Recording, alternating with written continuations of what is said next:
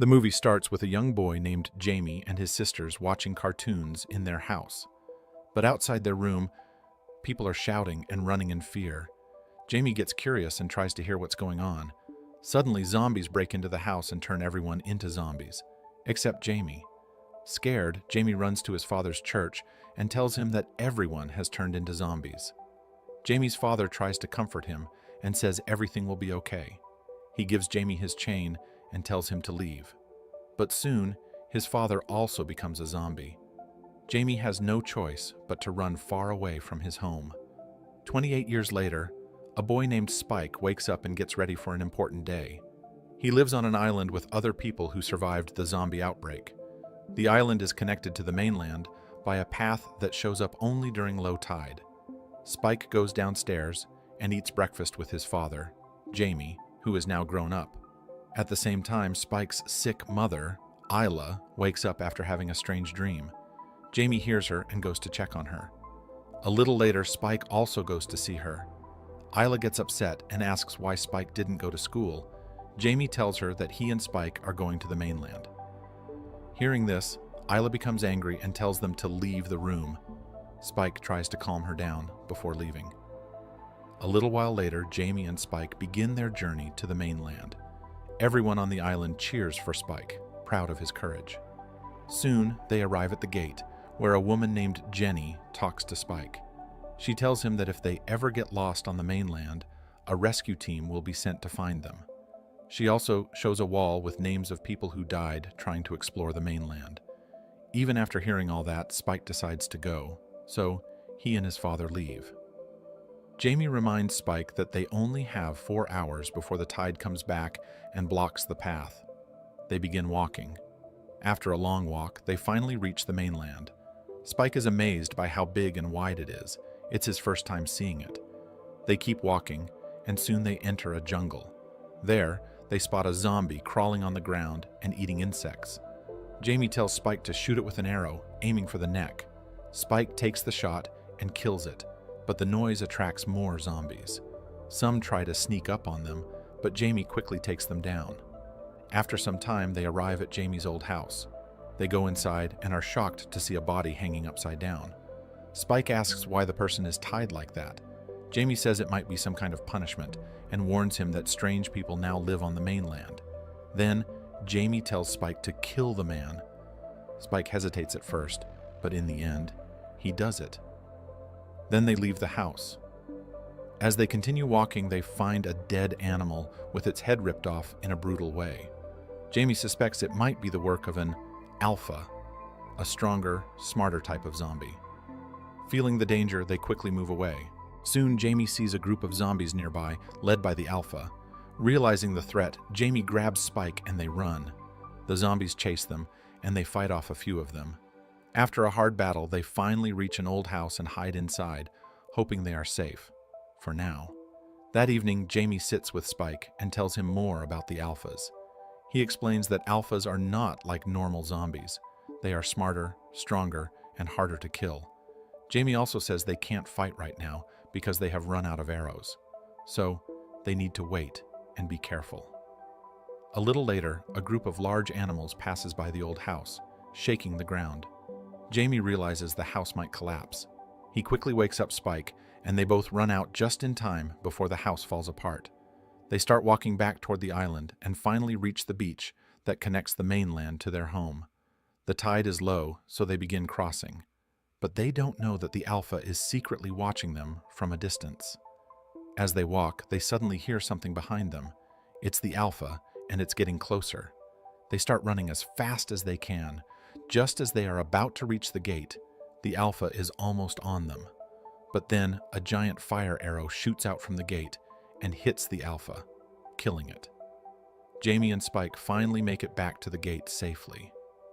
That night, everyone on the island celebrates. There's a big party to honor Spike for his bravery. But while the others are having fun, Spike sees Jamie kissing another woman. He feels hurt, thinking that Jamie is cheating on his sick mother. Feeling upset, Spike leaves the party and heads home. When he gets there, he sees an old man sleeping on the couch. The old man wakes up and is surprised to see Spike back so early. He asks Spike what he saw on the mainland. Spike simply says, "Fire and lots of forest." When Spike says the word fire, the old man suddenly remembers someone. It might be Dr. Kelson. Spike tells him that his father said there are no doctors left anymore, and that's why no one knows what's wrong with his mother. Spike starts to think Jamie is lying. The old man says Dr. Kelson is a strange man, then quietly leaves. Spike then goes to bed and sleeps beside his sick mother. The next morning, when Jamie comes home, Spike asks him about the doctor. Jamie finally tells him what happened before Spike was born. He says that one day, while walking through a forest, they saw thousands of dead bodies. A man named Dr. Kelson was dragging them into a fire. That's why no one ever went near him again. Spike then asks what is really wrong with his mother and if she's dying. Jamie lies and says she's not, but Spike can tell he's not telling the truth. He then brings up the woman Jamie was kissing. Hearing this, Jamie gets angry and hits Spike. Scared and hurt, Spike runs to his mother and hugs her. When Jamie tries to come closer, Spike pushes him away and tells him to stay away from them. Jamie, feeling helpless and angry, storms out of the house. A little while later, Spike starts a small fire near the outpost by the gate. When the guards go to check it, Spike takes his mother and sneaks out through the gate toward the mainland. As they walk, Spike tells his mother that something is wrong with her, and they're going to find a doctor who lives to the north. After walking for some time, they find an old abandoned church and decide to sleep there for the night. That night, while they're sleeping, a large zombie tries to attack Spike, but Isla wakes up and fights it off. The next morning when they wake up, Isla doesn't remember what happened. They continue their journey, walking deeper into the mainland. At the same time, in another part of the mainland, a group of soldiers is attacked by zombies. Some of them are bitten and turned into zombies too. A few soldiers manage to escape and find a safe place, but then the Alpha appears and attacks again. He kills more of them, and in the end, only one soldier escapes. Meanwhile, Spike and Isla are walking through open fields when Spike spots a zombie heading toward them. He quickly kills it, but more zombies begin to show up. They run and hide in an old abandoned fuel station, not knowing that there's highly flammable gas inside. The zombies follow them in and surround them. Just as things get worse, a soldier shows up and saves them by killing the zombies. Outside, he introduces himself as Eric and says he's from Scotland. He lifts Isla over his shoulder to help and tells Spike their boat sank, which is why he's stuck in this area. Eric asks where they're going. Spike points toward a fire in the distance and says there's a doctor there. After walking for a while, they stop to rest. Eric and Spike sit and talk. Suddenly, Isla starts acting normal again and quietly walks toward the fire. Spike and Eric quickly follow her. As they walk, they hear a strange zombie scream and go toward the sound. There, Isla finds a pregnant zombie in pain. Somehow, Isla is able to calm her down, and a few moments later, the zombie gives birth to a baby.